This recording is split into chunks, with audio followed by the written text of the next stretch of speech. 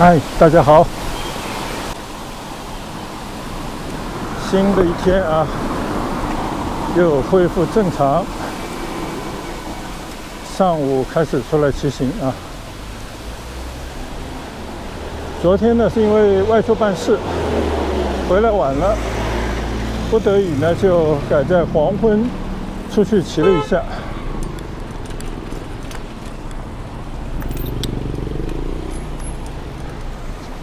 但是呢，很有收获啊！骑到了中村，还有谢村的那些村中的商业街里面，饱餐了一顿人间烟火，很有烟火气啊！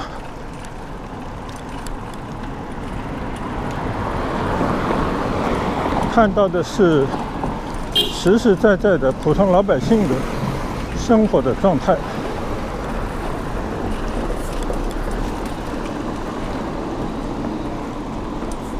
时代的进步啊，人民的生活水平的提高，这个无疑呢是大家对美好生活的一种追求，无可厚非啊。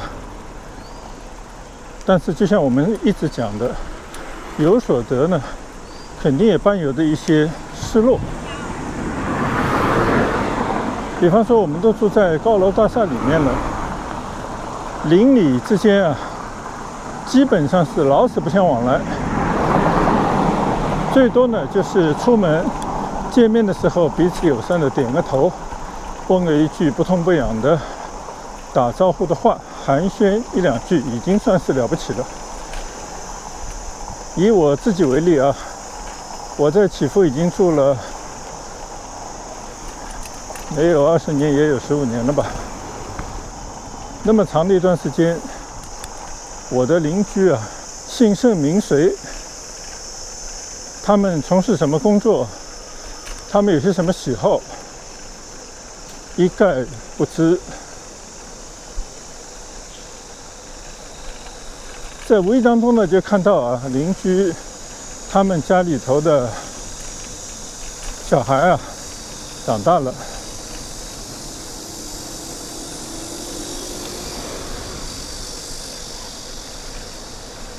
那种感觉啊，就很像啊，我们好多年没去的一个地方，突然呢变成了一个新的城区啊，那些楼房呢都已经拔地而起，就那种感觉。其实说明什么呢？就是平时没有关注啊，它没有在你眼底下慢慢的发生变化啊。所以呢，在不知不觉当中，任时光流淌。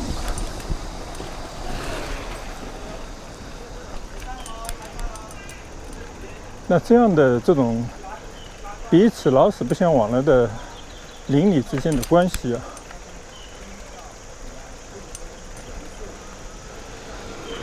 肯定也给我们带来了一些可能的好处啊，就是大家过得比较简单啊，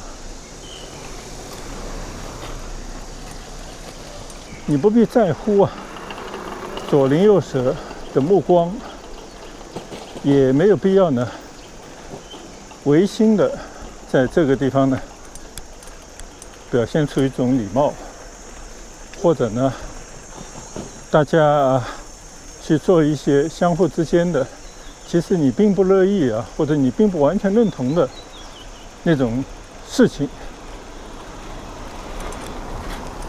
这个符合人的内心的一种啊希望平静，希望自由自在这样的一种生活啊。但反过来讲呢，它也缺少了一些热闹，缺少了以前那种啊邻里之间像我们小时候那种真的是两小无猜啊，随便的可以到对方去串门。你家里有什么事呢？很容易啊，打个招呼，人家就会给你照看小孩，照看房子。家里头有什么情况的话呢，第一时间啊，邻里之间都会伸出援手。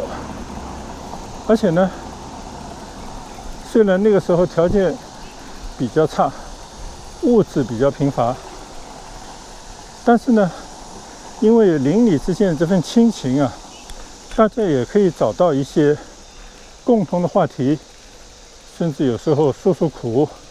当然，更多的时候就是大家都会对你的遭遇表示一种同情。在很多情况底下呢，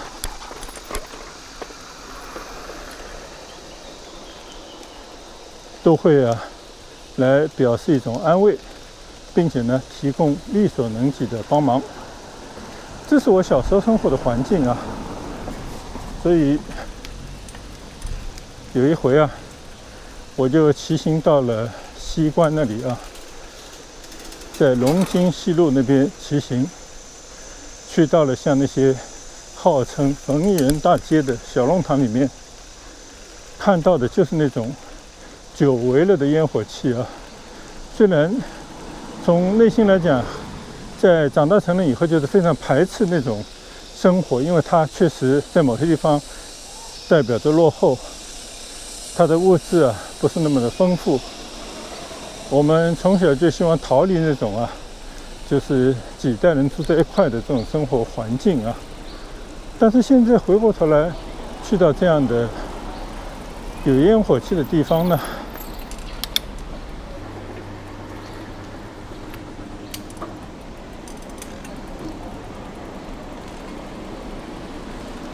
反而呢，不但没有那种要唾弃它的这种感觉啊，而且呢，在其中回味良久。也可能是我们年纪到了一定时候老的一种表现吧。但更多的呢，是随着年纪的增长、阅历的增加，我们的人生观、我们的价值观呢，其实也在返璞归真，发生着微妙的变化啊。我相信主要是因为这样的一个原因吧。所以我昨天在中村谢村穿街走村的，看到乱糟糟的这种场面其实心里头并没有对他有任何的嫌弃反而呢就希望说能够慢慢的通过多看一看这些老百姓他们的生活的状态。其实每个人都有自己的生活每个阶层的人呢都有自己需要的那种物质和精神两面的这种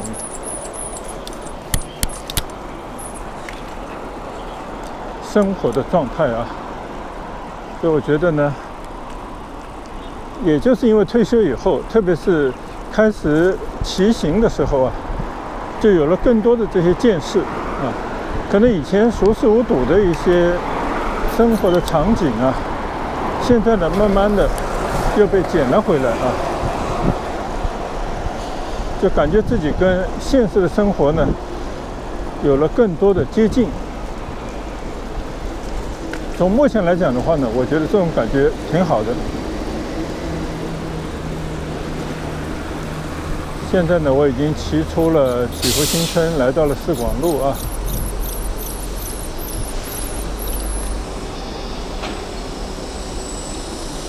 吃了一个很长的红灯，跟在大巴后面缓缓的前行，反正也不赶时间了。转眼之间呢，我们又来到了东义路的这个路口。今天呢，我们要往东义路再去骑一骑其实并没有什么特别的目的。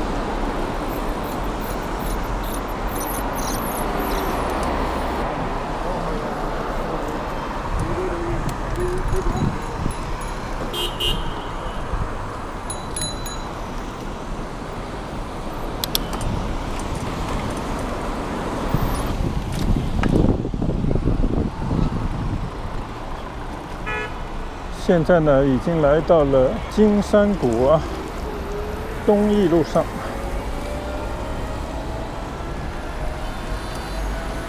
现在对于等那些红灯老实讲，已经没有像当初那个时候那么性急了。第一的话呢，严格遵守交通规矩啊，绿灯行，红灯停。不管人家有多少人呢，急不可耐的冲着红灯就过去，我们呢还是老老实实，尽可能的按照交通的信号灯来行驶。虽然这些信号灯的设置啊，可能有时候对于那些骑行的、走路的行人呢，不是特别友善，但是这就是现实啊。所以呢，开车的人、骑行的人、走路的人呢，大家各行其道。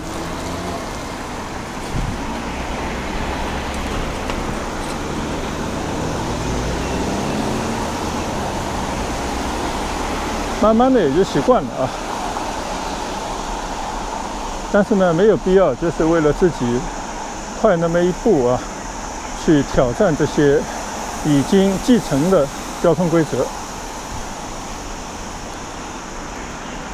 前几天啊，包括昨天啊，我们在骑行的过程当中啊，一直发现啊，这个你在踩这个脚踏的时候啊，尤其是在上坡的时候呢，它总是有个咯吱咯吱响的这个声音啊。所以呢，我今天骑到这边来呢，我知道在这个金山义库啊、招商义库这里面呢，是有一家单车店啊，希望是来请教一下。但是我在今天出门之前呢，已经花了不少时间啊，在家里对车呢又进行了一次自我的保养，把可以上油的地方呢都上了一些机油。那我今天啊，现在骑到现在为止，感觉还好，好像那个声音啊，基本是消失了。我也不知道啊，也可能就是一个非常简单的，少了一些润滑油的关系吧。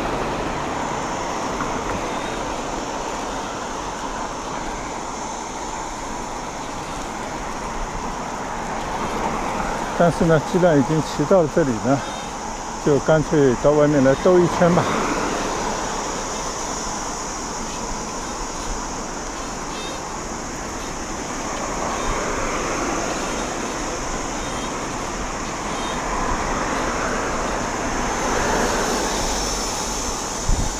又看到了这个 Canadian International School， 不知道他们的经营状况如何啊？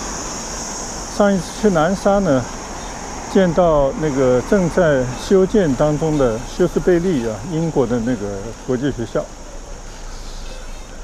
听边上的人讲啊，就这个学校本来今年秋季原本是打算要招生的，但是考虑到种种因素，楼已经基本上建完，但是呢，招生有可能要推迟1年。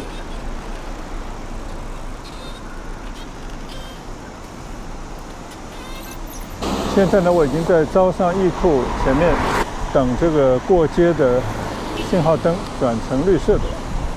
刚刚说到这个国际学校啊，国际学校现在的经营状况到底如何啊？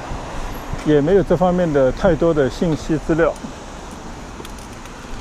但是昨天的这个新闻看到啊，北京的很多的那些中学的国际部啊，也就是说，以后是为那些出国读书的国内的孩子准备的这些课程啊，现在呢，连招生都招不到，所以有很多国际部啊，当然这些是假的国际学校啊，本来就是并不是那种真正的是外籍人员受教育的地方，现在呢，据说只能是撤退了事啊，停办，大概是这么样的一些消息啊。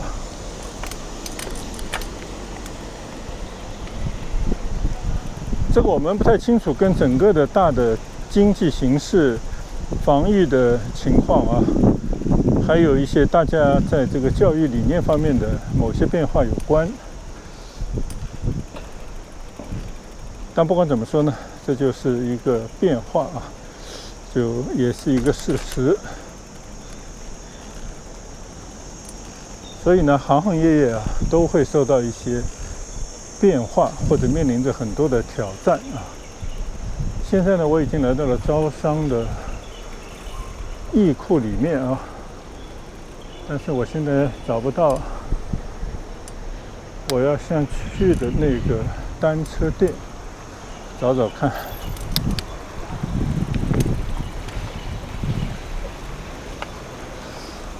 只看到了一家瑞幸咖啡啊。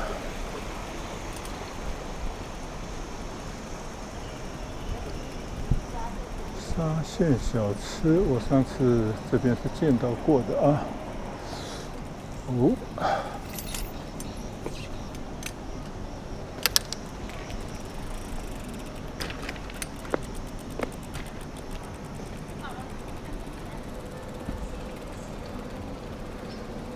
这边呢还有很多的一些小吃店啊。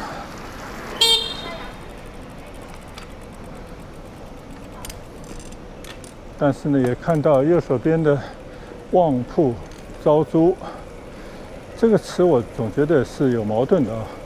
既然是旺铺，就不抽租嘛，租不出去还叫什么旺铺呢？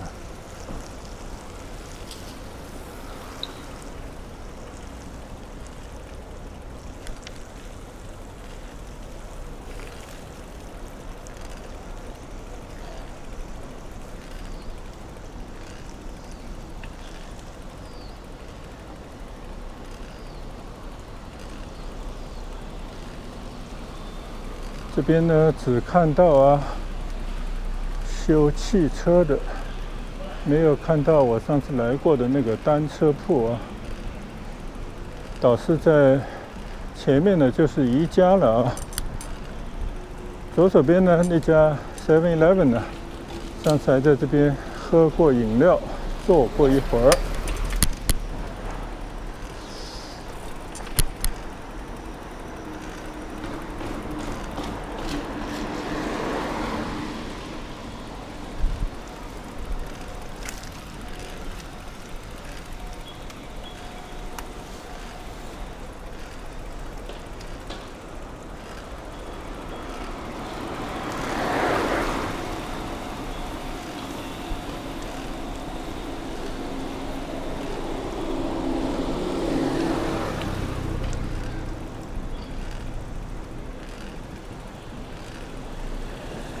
哦，看到了，哈永雅自行车商店就在前面了。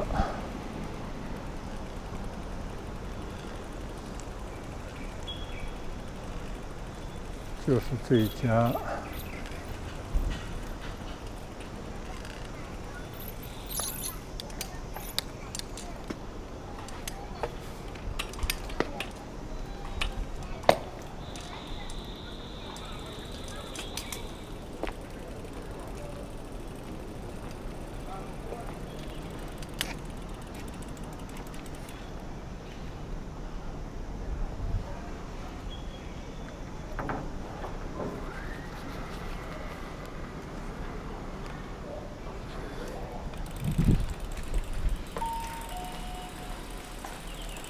哎，你好，我把车放这里可以吗？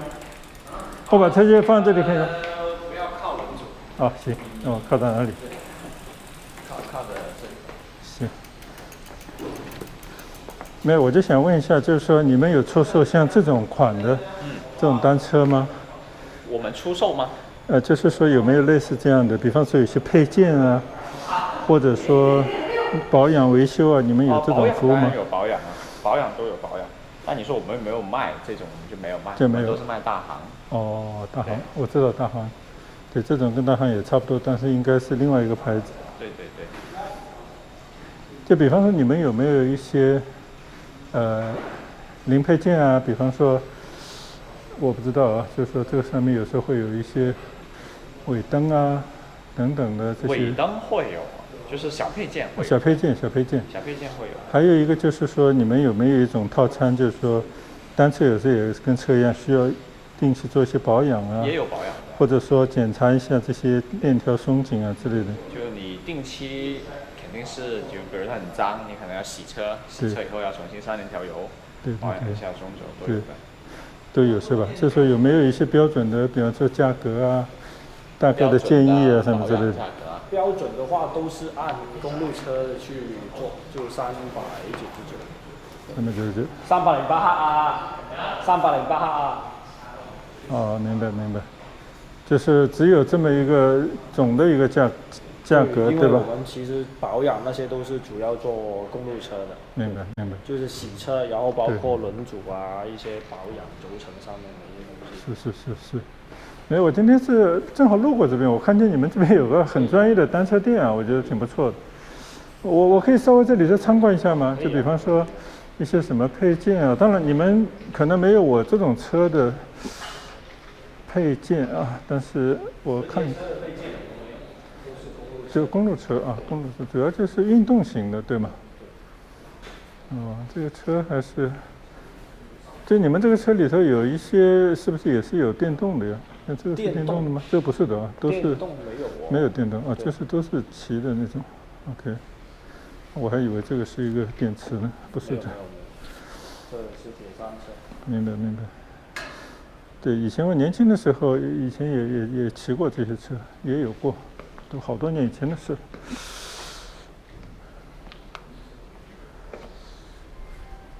行，我明白了，就是你们主要是那种运动型的单车卖，然后就是大的这种保养，就没有那种零散的那种，比方说维修啊什么之类的哈。好的，谢谢你，我就了解一下而已。但是我看你们也有那种大行的车卖。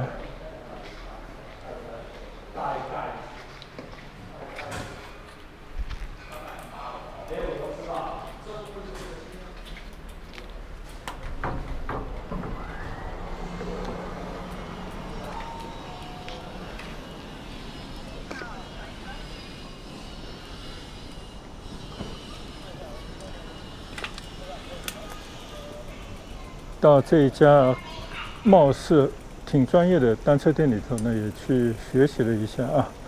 但是稍稍遗憾的就是，它并没有啊我们这种普通的单车的那种维修啊、保养啊、配件啊。它主要是一个公路啊运动的那种长距离啊或者竞赛类单车，就更专业一些吧，应该说。所以呢，我们就失去了方向了，要往哪里去呢？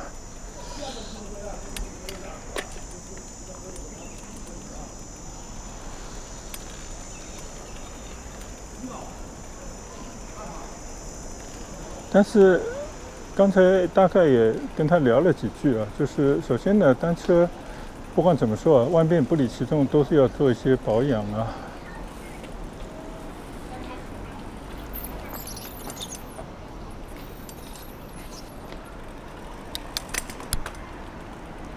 他们呢也有一个套餐啊，不论什么车，有300多块钱的一个保养套餐，就是轴承啊、清洁啊、加油啊这些方方面面的啊。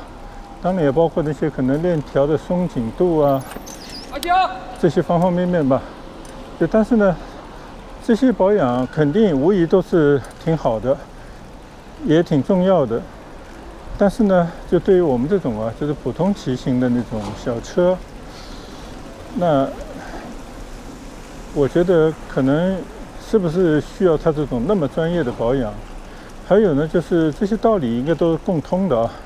就像我最近这几个星期里面，大大小小我自己在家里能做的保养，当然有些呢，我也是通过网上的一些达人呢，他们非常友善的分享了一些自己的经验之谈，有些呢还做出了一些视频啊，就是依葫芦画瓢，也看看他们做的那些视频啊，然后呢为自己的车来做一些保养啊，大概就是这么一个学习的过程当中。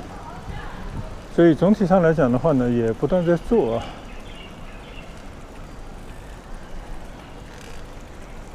就像我今天还刚刚骑行的时候跟大家也讲，今天早上我其实也是啊，把该紧的螺丝啊，其实今天没发现什么要紧的螺丝，也是象征性的拧了一下。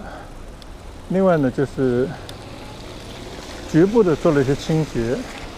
最后呢，就是给那些我认为有轴承的地方呢，就上了一些家里有的机油。大概就是这么简单的一个处理。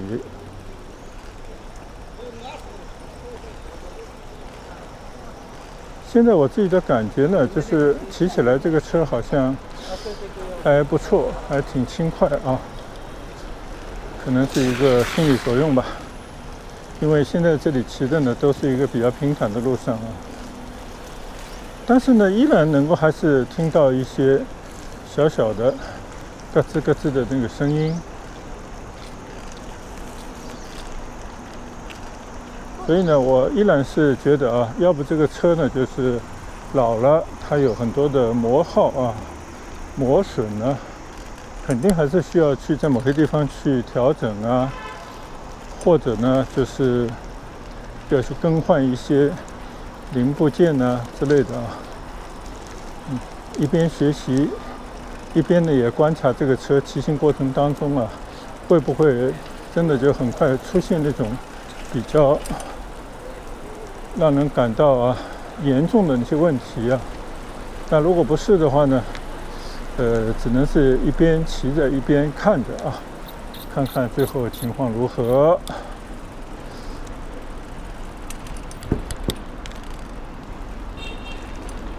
骑着骑着呢，就已经到了星光快速的这个差不多路边了那我知道这边呢有一条上次走过的应该说不是特别平整的一条人行路但是很容易就去到懒塘村的那条路，而且呢是一条下坡路应该骑起来不费劲。那么从那边呢就可以去到丹山河的绿道，因为今天悠哉的骑了一点点路呢，应该是达不到每天的锻炼的这个功效的所以现在呢准备继续到对面去骑一骑吧。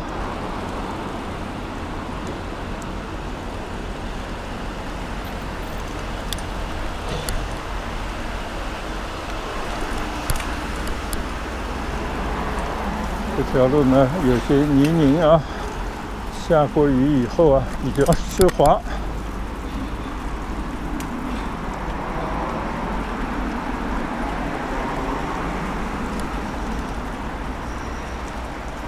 每个人都一样你碰到一些不是特别擅长的，这里还真的是有点问题了。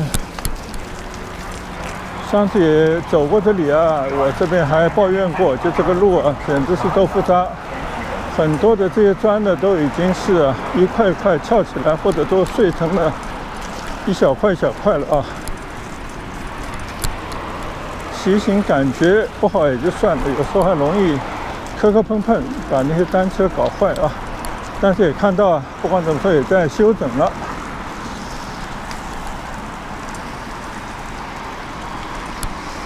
就刚才说到就有时候你面对一些不太熟悉的一些事情，比方说像这种单车到现在还没有骑够2个月呢，在这样的一个过程当中面对一个自己以前从来没骑过的这种小的单车，虽然不要把它想得特别复杂，但是呢它肯定也是有很多是超乎我们意料的。也就是说呢，你必须要虚心的去听取别人的意见，不断的去学习怎么去骑，怎么去维修怎么去保养，哪些呢是自己可以做的哪一些呢可能你必须要借助别人专业的人士之手。那我觉得这个呢是不能太自信也不能太无所谓，还是要通过不断的学习，委托那些专业的人，那花一些合理的那些费用呢也是完全应该的主要一切呢就是安全第一嘛。另外一个呢也是让你的骑行体验呢变得更好一些。所以我们是双管齐下两条腿走路，一边呢就是我们努力的去学习，自己呢能做的事情就自己来做，同时呢也不断的去请教和希望呢得到专业人士的帮忙。哎，这条路啊修得不错，比我上次来的时候感觉好了不少哎。好嘞，那我们就快到了，就从这边骑过去吧。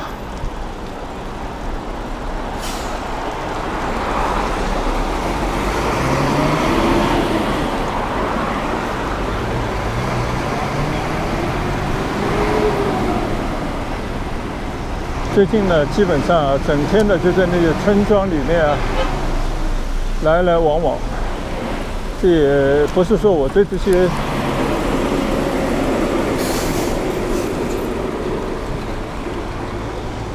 乡村有什么情有独钟的地方啊，而实在是呢，我住的这个周围啊，它就是有那么多的乡村啊，或者说就是被很多的这些村庄环绕着。又来到啊懒塘村里面的这个王氏宗祠啊，但是每次到这边呢，就看不到它的一个真面目，因为核酸检测的那些棚啊都搭得满满的。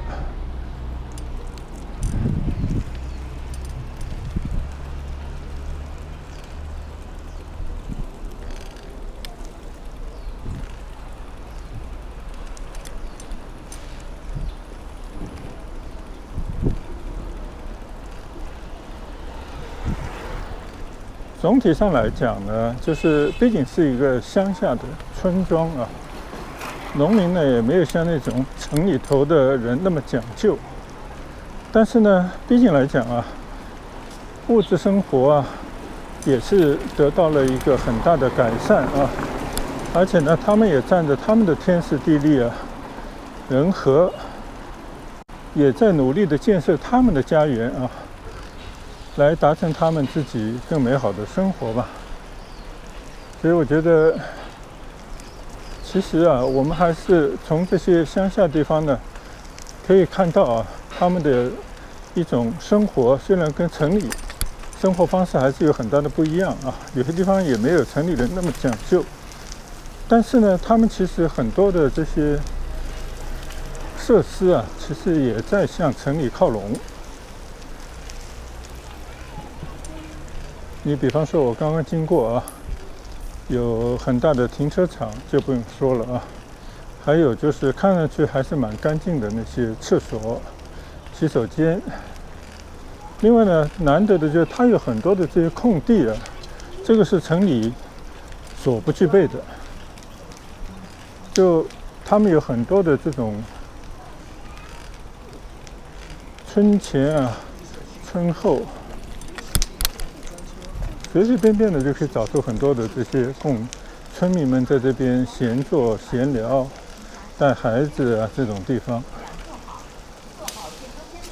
每天测量体温，主动前往黄码人员核酸检测点落实核酸检测。好了，我又骑到了这个丹山河绿道。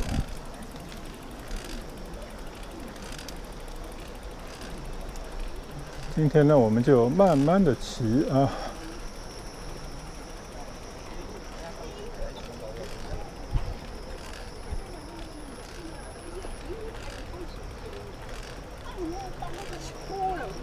来到了一个比较安静的道路上啊，我还是可以听到这个咯吱咯吱的骑行过程当中发出的一种不是很大声，但是呢有些烦人的声音。所以以后还是要去到专门的单车修理铺啊，再去找人家看一看啊。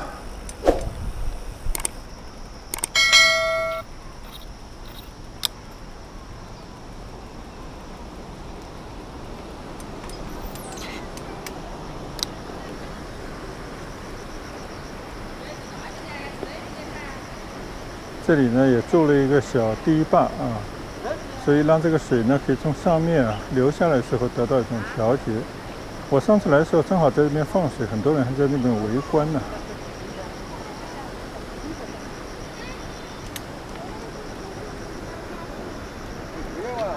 微信提示人行车道禁止车辆。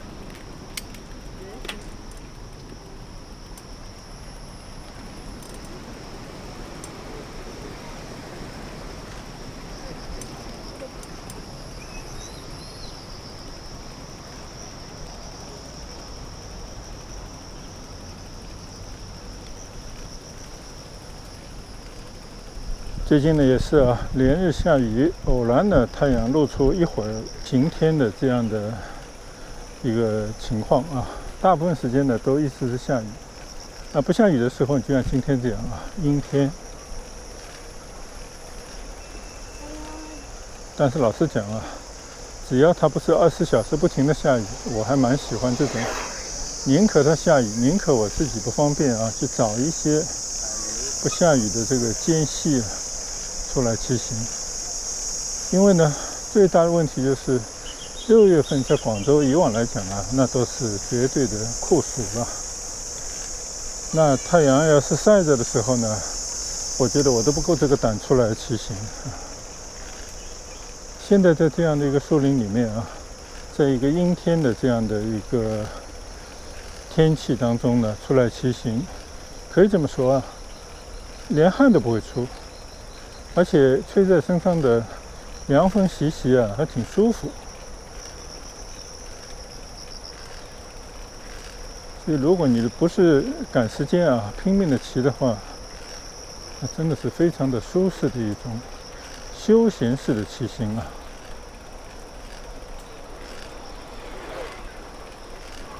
今天呢是父亲节，那么家里的2个孩子啊，每年都是不会忘记啊，即便呢身在远方，他们还是惦记着老父亲，以他们自己的这种孩子的方式啊，就每次都会邮购一束漂亮的花啊，按时的送到家里，所以每年呢都如此，所以这让我们啊有时候思念孩子的这个父母啊，心里呢多少啊会感到温暖，甚至呢有一丝感动啊。所以最近啊，其实已经很少发朋友圈了啊。但是呢，为了这个节日啊，也特地发了一个朋友圈。当然，一个是感谢孩子啊，他们有这样的亲情。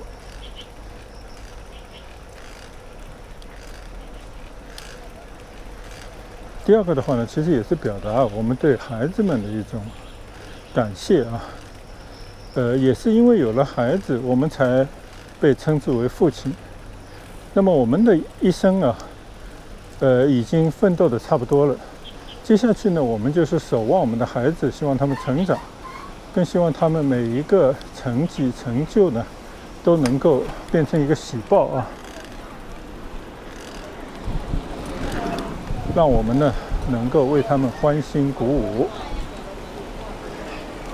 所以我们现在更多的就是守望孩子的成长，那力所能及呢也会提供一些帮助，但是呢最终呢或者更多的就是要靠他们自己的努力去奋斗了。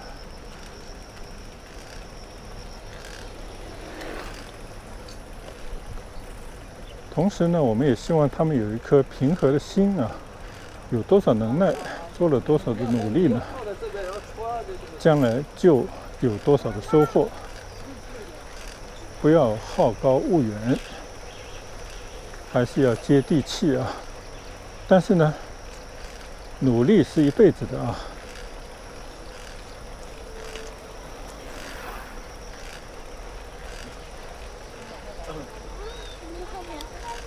所以，不论是自己将来要过一个想要的这种体面的生活啊，还是说站在一个为社会、为别人能够做多一些贡献这么一个角度上，那你都必须要努力啊！最起码像我们这一辈人，努力到退休吧。但是呢，我想啊，这样的事情啊，已经对一个长大成人的孩子来讲的话呢，父母亲该放手的时候要放手。你每天在他们耳畔唠唠叨叨这些，他们完全有可能从社会上学习到，或者他们的人生的经验这个过程当中呢，会感悟到的这些事情啊，其实没有必要反反复复的去强调啊，时不时的就去关注他们很细节的这种生活的状态啊，招人烦，没有必要啊。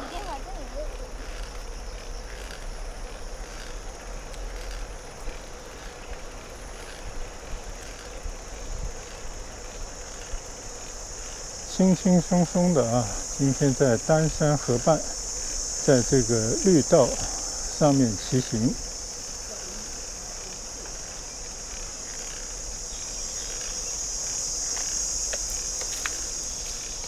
还是可以看到啊，很多人在这个河里头啊钓鱼，要不呢就站在桥上看风景。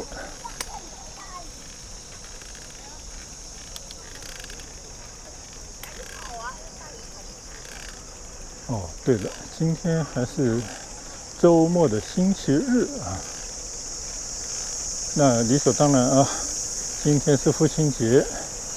我们呢，虽然是孩子们的父母，但同时呢，我们也有我们自己的长辈啊。那今天的晚上，我们肯定也是要回到我岳父母家，请老岳父老岳母呢出去吃餐饭啊，庆祝一下父亲节。一个呢，表示一下我们的感恩之情；另外的话呢，也是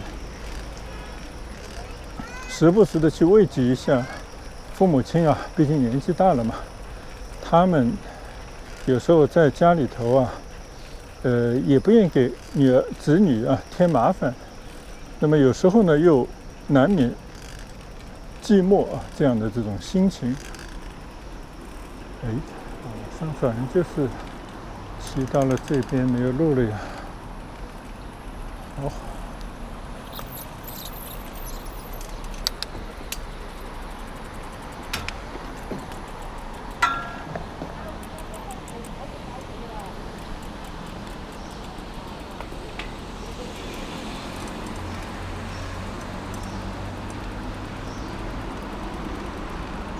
又骑到了村里的一段啊小公园里面。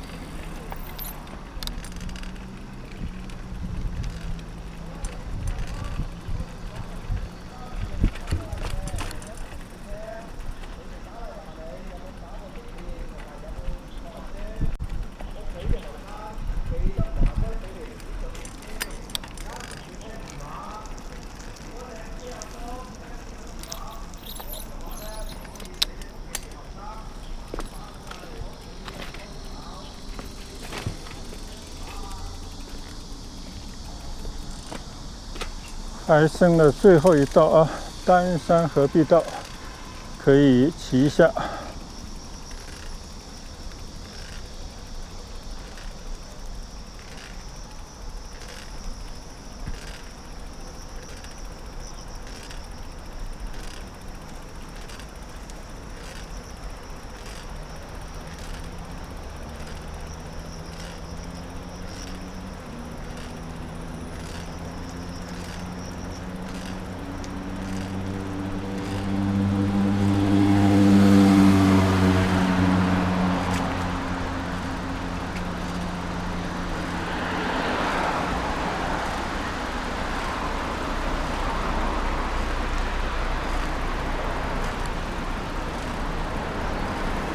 有时候啊，真的没有去跟那些村里的村民们去交流过，就他们到底是一个什么样的一个心态啊？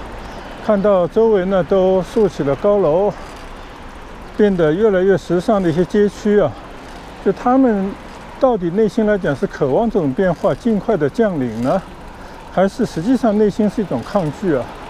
希望呢能够还是过着他们一直这样过的日子呢？这个真的有时候也搞不清楚啊。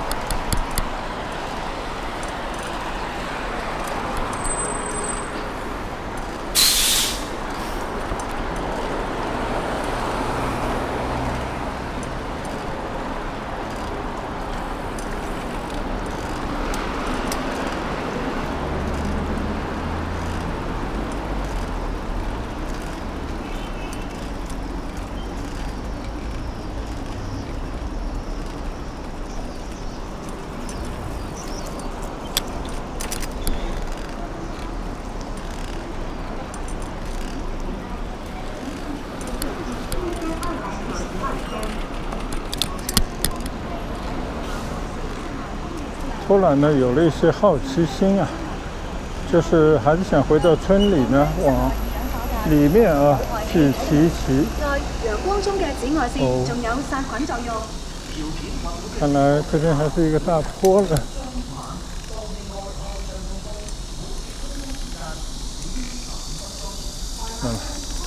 是一个厂区了。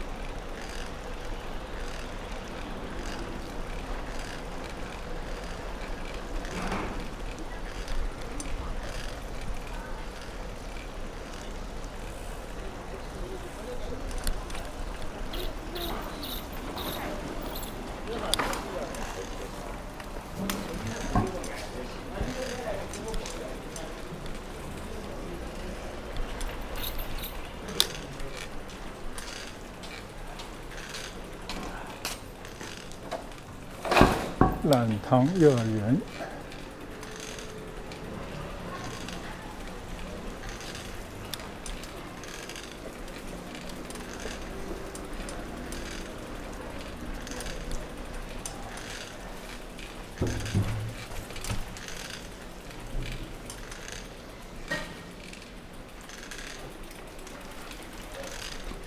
跟任何一个城中村啊一样啊。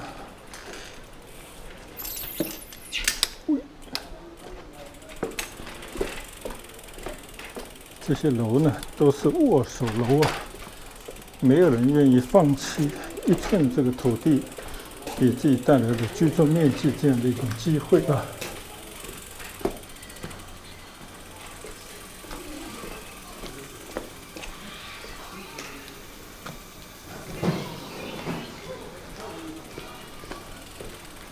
其实完全不知道往哪里骑。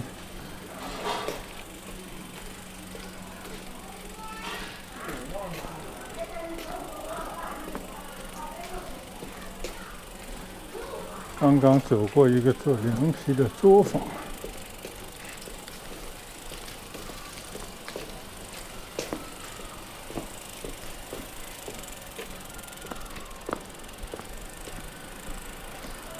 这里呢真的是一个坡连着一个坡呀。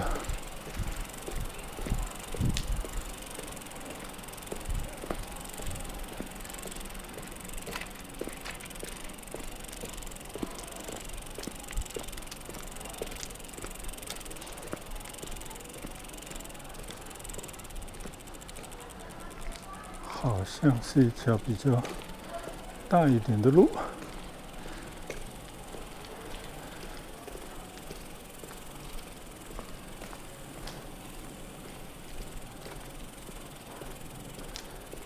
前面就是一片住宅区了。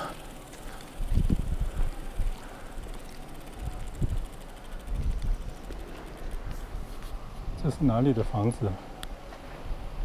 都不知道啊。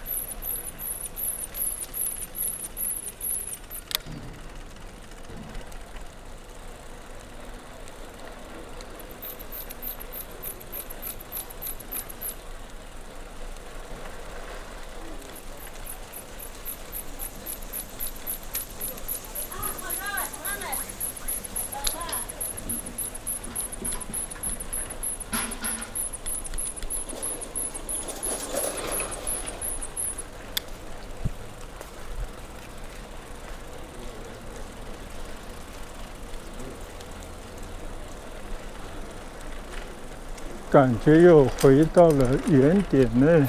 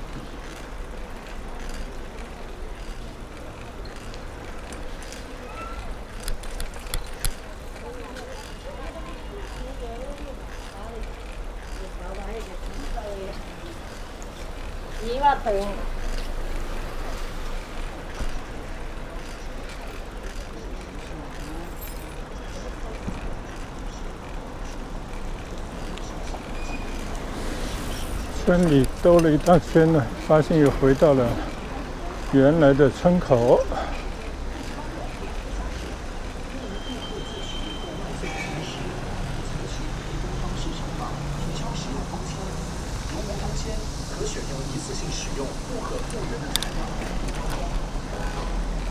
好，我们就从这边出村去了，回家。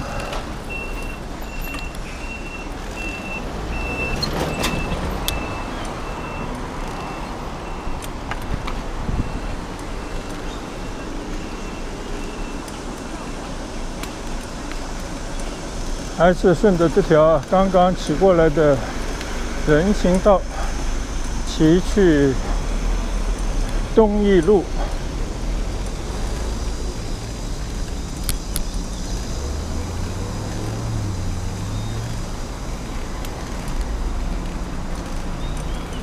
这边呢就是星光快速啊，结束的地方车还不少。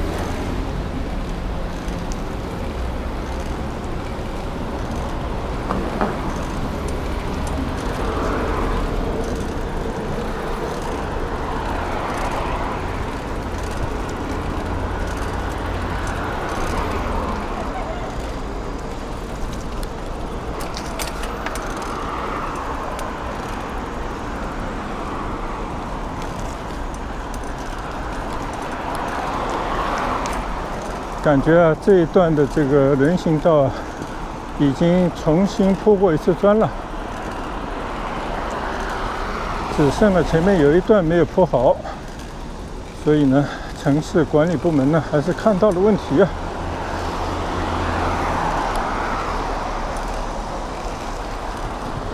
比上次骑行要强了一些。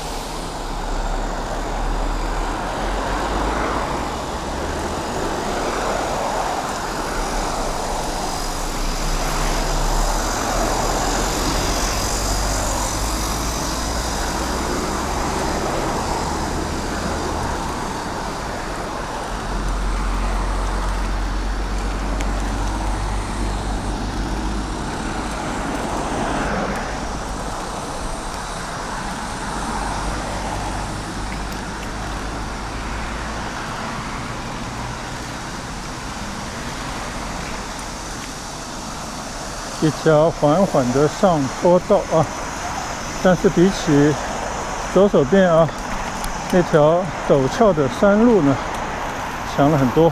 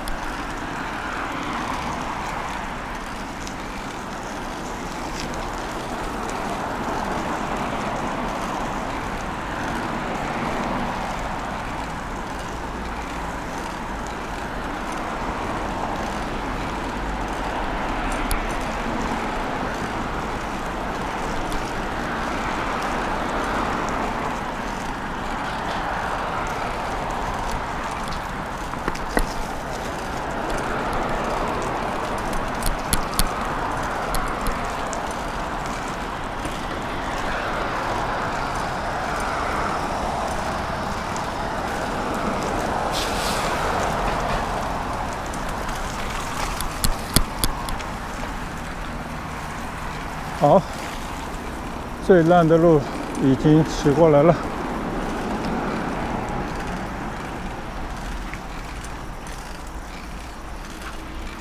骑到东一路上就一马平川了。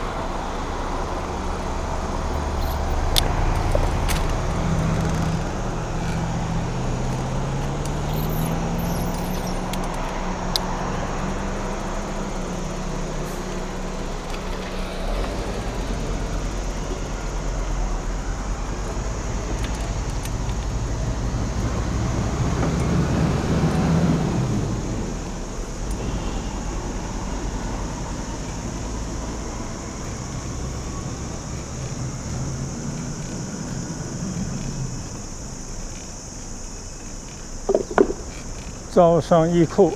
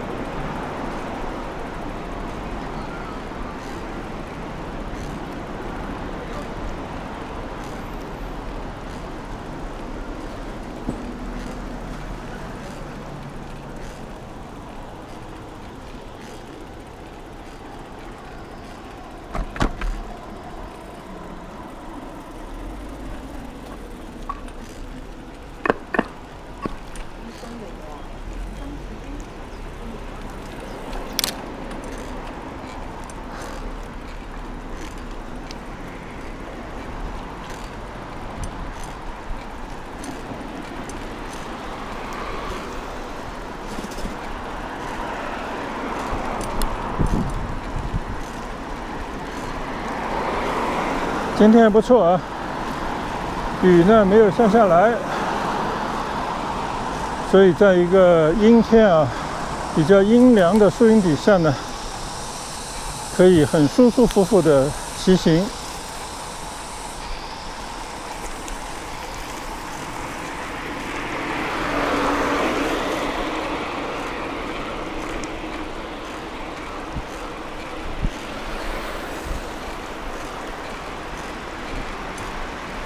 父亲节啊，一位老爸载着自己的宝贝姑娘，可能刚刚去到一个补习班啊。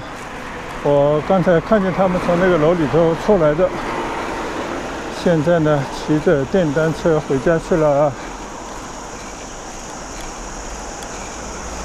这样的父亲节也非常的有意义啊。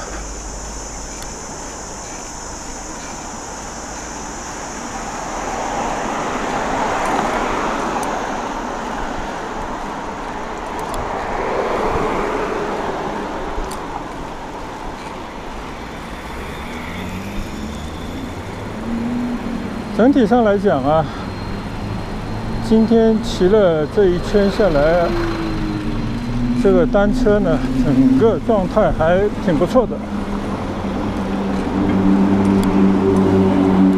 好像加了一些油以后啊，变得稍稍的顺滑了一些。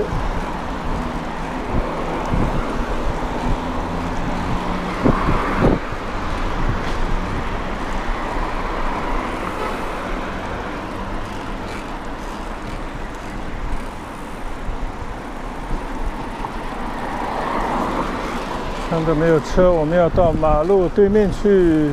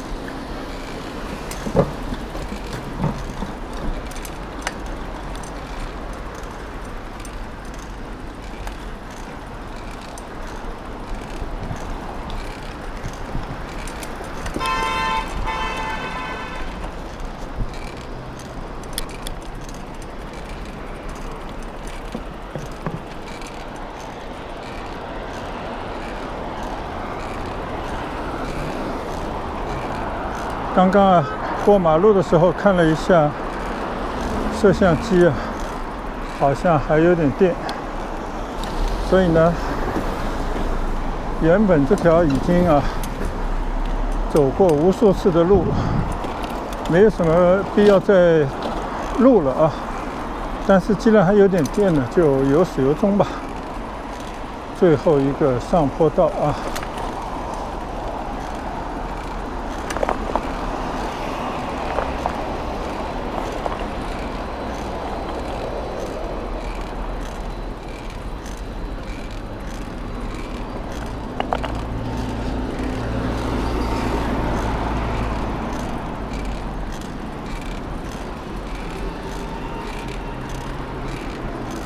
有时候在想啊，这个骑行除了身体上的收获啊，变得更加健康以外，其他的最大的收获到底是什么呢？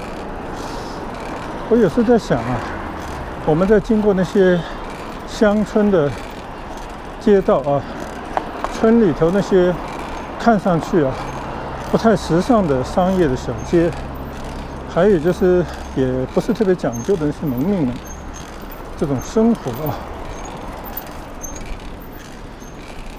就我们到底是一种什么样的心态？我相信啊，每个人可能也不一样啊。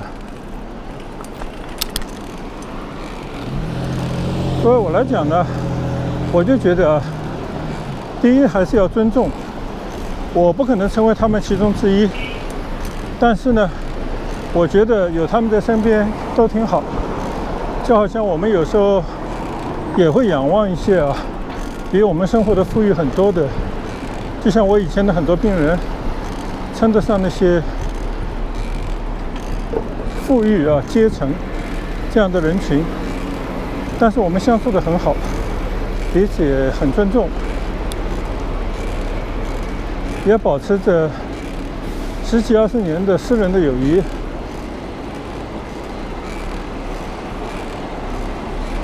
那么现在退休以后啊，我觉得可能自己会放下很多东西啊，所以看到那些普通老百姓的生活的状态，就会觉得很接地气。虽然说你叫我说每天到那个村里去买便宜的菜回来做饭，到那种村里的大排档跟一般赤着脖的这些当地人在一块吃饭啊用餐，那我可能暂时还做不到，而且我相信我自己也有我自己的要求，有些事情未必我会去向他们看齐啊。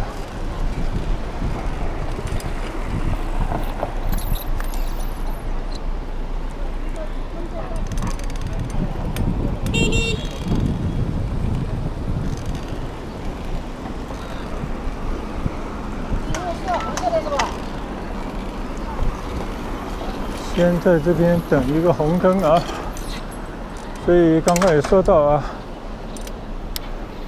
虽然说面对的这些市井街坊烟火气啊，就是普通老百姓的那种基层的生活状态，就感觉也挺好，这些人也值得尊重，但是呢，未必就一定要去向他们靠拢，向他们看齐，向他们学习。每个人都有每个人自己的一个生活，了解他们是为了表达对他们的尊重啊，而不见得说一定要去过你不认同的一种生活，或者说非要让自己变成一种其实你自己内心并不完全想好的那样的一种生活状态。所以呢，通过我的骑行，通过我胸前的这个镜头啊，里面呈现给大家的这些风景，尤其是那些村庄里面的烟火气啊，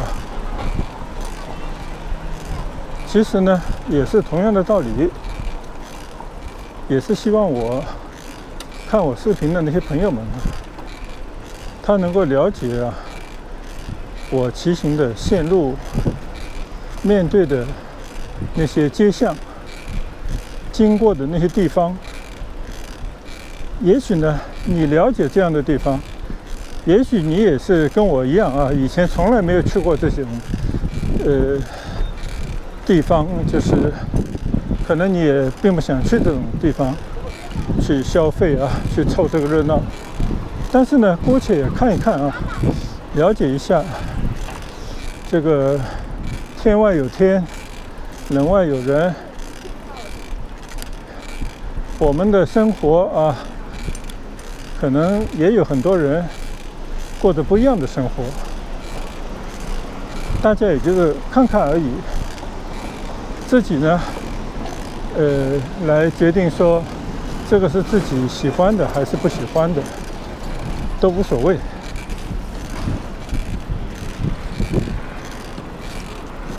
好了，我们这边又差不多要骑回到村里面了，在祈福冰峰会的石阶边上啊，就打算呢跟大家说一句拜拜。每天呢都有个骑行，有时候呢也很抱歉啊，就把整段的都上传到了 YouTube。我知道有很多内容大家未必感兴趣，也没有那么多的时间去观赏，为此对大家造成的不爽啊或者麻烦呢，也表达一下歉意啊。